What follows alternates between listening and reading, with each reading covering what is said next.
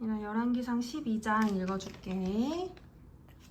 온 이스라엘이 르호보암을 왕으로 세우려고 세겜에 모였으므로 르호보암도 세겜으로 갔다. 느밧의 아들 여로보암도 이 소문을 들었다. 그때 그는 솔로몬 왕을 피하여 이집트로 가서 있었다. 이집트에서 사람들이 여로보암을 불러내니 그가 이스라엘의 모든 회중과 함께 르호보암에게로 가서 이렇게 말하였다. 임금님의 아버지께서는 우리에게 무거운 멍에를 메우셨습니다. 이제 임금님의 아버지께서 우리에게 지워주신 중노동과 그가 우리에게 메워주신 이 무거운 멍에를 가볍게 해주십시오. 그러면 우리가 임금님을 섬기겠습니다.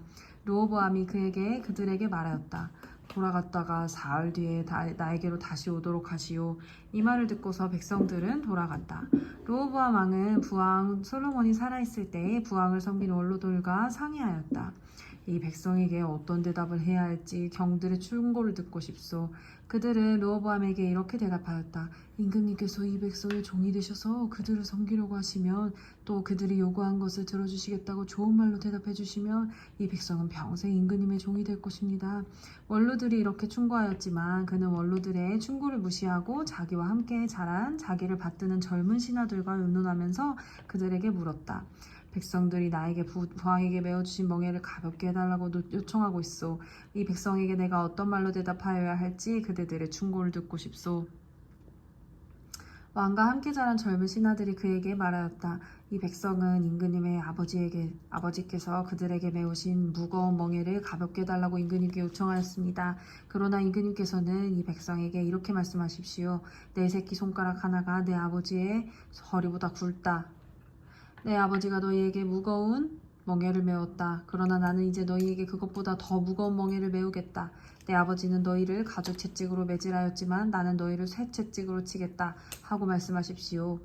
왕이 백성에게 사흘 뒤에 다시 오라고 하였으므로 여로보암과 온 백성은 사흘째 되는 날에 르호보암 앞에 나아왔다. 왕은 원로들의 충고는 무시하고 백성에게 가혹한 말로 대답하였다. 내 아버지가 당신들에게 무거운 멍에를 메웠소. 그러나 나는 이제 그것보다 더 무거운 멍에를 당신들에게 메우겠소. 내 아버지는 당신들을 가죽 채찍으로 매질하였지만 나는 당신들을 쇠 채찍으로 치겠소. 왕이 이렇게 백성의 요구를 들어주지 않은 것은 주님께서 이를 그렇게 뒤틀리게 하셨기 때문이다. 이것은 주님께서 실로 사람 아히야를 시켜서 느밧의 아들 여로보암에게 하신 말씀을 이루시려는 것이었다. 온 이스라엘은 자기들의 요구를 전혀 듣지 않는 것을 보고 왕에게 외쳤다. 우리가 다윗에게서 받을 몫이 무엇인가? 이새의 아들에게서는 받을 유산이 없다. 이스라엘아, 저마다 자기의 장막으로 돌아가라. 다윗아, 이제 너는 네 집안이나 돌보아라. 그런 다음에 이스라엘 백성은 저마다 자기의 장막으로 돌아갔다. 그러나 유다의 여러 성읍에 살고 있는 이스라엘 자손은 르호보암의 통치 아래에 남아 있었다.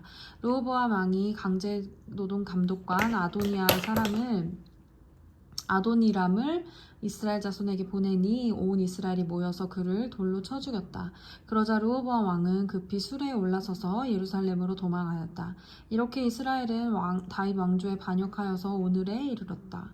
이 무렵에 온 이스라엘 백성은 여로보암이 돌아왔다는 소식을 듣고서 사람을 보내어 그를 총회로 불러왔으며 그를 온 이스라엘을 다스리는 왕으로 추대하였다. 그리하여 유다 지파만 제외하고는 어느 지파도 다윗 가문을 따르지 않았다. 르호보암이 예루살렘에 이르러서 온 유다의 가문과 베냐민 지파의 동원령을 내려 정병 18만 명을 선발하였다. 그래서 이스라엘 가문과 싸워서 왕국을 다시 솔로몬의 아들 르호보암에게 돌리려고 하였다. 그러나 그때 하나님께서 하나님의 사람 스마야에게 말씀하셨다. 너는 유다 왕 솔로몬의 아들 르호보암과 유다와 베냐민의 모든 가문과 그 밖에 나머지 모든 백성에게 이 말을 전하여라. 나 주가 말한다. 일이 이렇게 된 것은 내가 시킨 것이다. 너희는 올라가지 말아라. 너희의 동족인 이스라엘 자손과 싸우지 말고 저마다 자기 집으로 돌아가거라. 그들은 이러한 주님의 말씀을 듣고 주님의 말씀에 순종하여 모두 귀향하였다. 여로보암이 에브라임의 산지에 있는 세겜성을 도성으로 삼고 얼마 동안 거기에서 살다가 분우엘 성을 세우고 그리로 도성으로 옮겼다. 그런데 여로보암의 마음에 잘못하면 왕국이 다시 다윗 가문으로 돌아갈지도 모른다는 생각이 들었다. 이 백성이 예루살렘에 있는 주님의 성전으로 제사를 드리려고 올라갔다가 그들의 마음이 그들의 옛 주인인 유다 왕 르호보암에게로 돌아가게 되는 날이면 그들이 자기를 죽이고 유다 왕 르호보암에게 돌아갈지도 모른다는 생각이 들었다. 왕은 국리를 한 끝에 금송아지상 2개를 만들었다. 그리고는 백성에게 이렇게 말하였다. 예루살렘으로 돌아가는 일은 너희에게는 너무 번거로운 일이다. 이스라엘 백성들아, 너희를 이집트에서 구원해 주신 신이 여기에 계신다. 그리고 그는 금송아지상 2개를 하나는 베델에 두고 다른 하나는 단에 두었다. 그런데 이 일은 이스라엘 안에서 죄가 되었다. 백성들은 저 멀리 단까지 가서 거기에 있는 그 한 송아지를 섬겼다. 여로보암은 또 여러 높은 곳에 산당들을 짓고 레위 자손이 아닌 일반 백성들 가운데서 제사장을 임명하여 세웠다.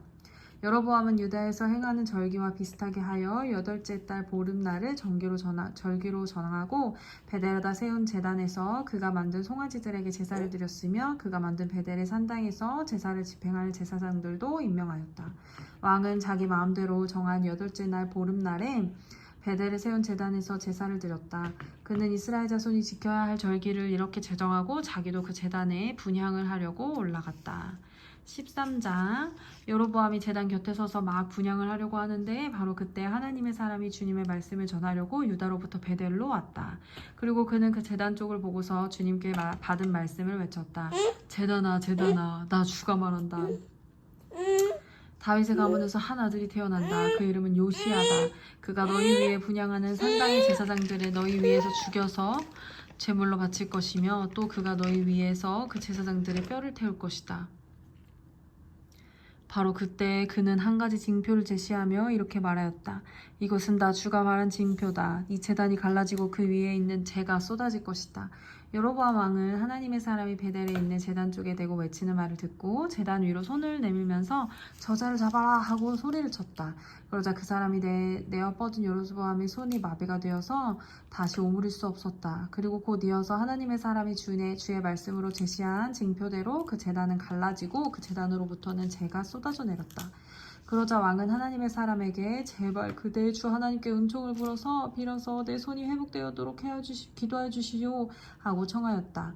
하나님의 사람이 주님께 은총을 비니 왕의 손이 회복되어서 예전과 같이 되었다. 이에 왕은 하나님의 사람에게 말하였다. 나와 함께 내 집으로 가서 피곤을 풀도록 합시다. 그대에게 선물도 주고 싶소. 그러나 하나님의 사람은 왕에게 이렇게 말하였다. 비록 임금님께서 저에게 왕실 재산의 절반을 주신다고 하여도 나는 임금님과 함께 갈 수 없습니다. 이곳에서는 밥도 먹지 않겠으며 물도 마시지 않겠습니다. 주님께서 나에게 명하시기를 밥도 먹지 말고 물도 마시지 말고 온 길로 되돌아가지도 말라고 하셨습니다. 그런 다음에 그는 베델로 올 때에 온 길로 돌아가지 않고 다른 길로 돌아갔다. 그 무렵에 늙은 예언자가 베델에 살고 있었다. 그는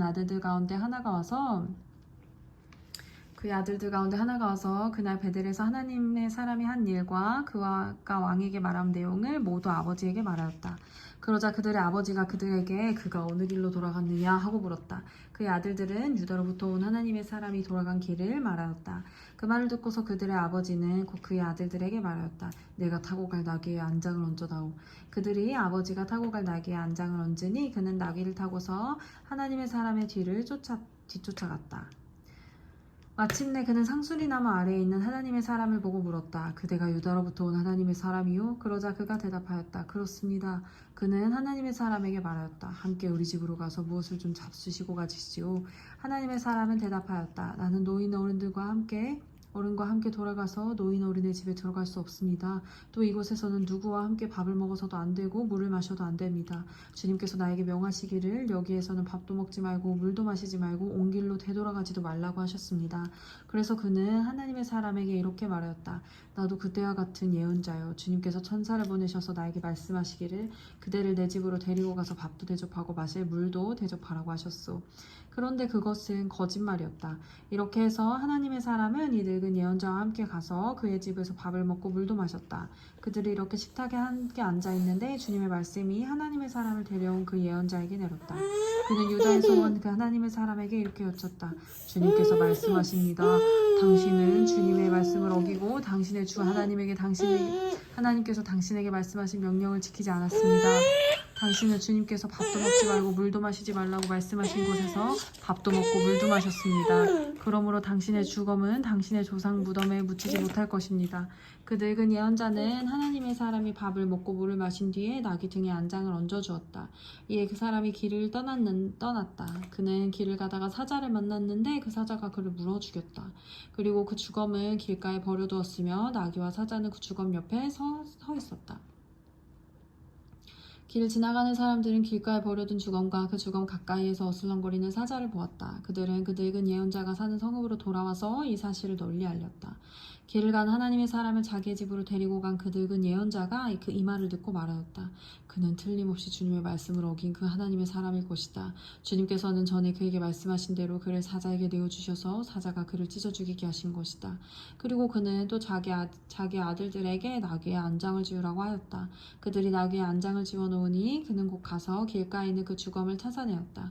나귀와 사자가 그 주검 가까이에 서 있었는데 사자는 그 주검을 먹지 않았을 뿐만 아니라 나귀도 물어 죽이지 않았다.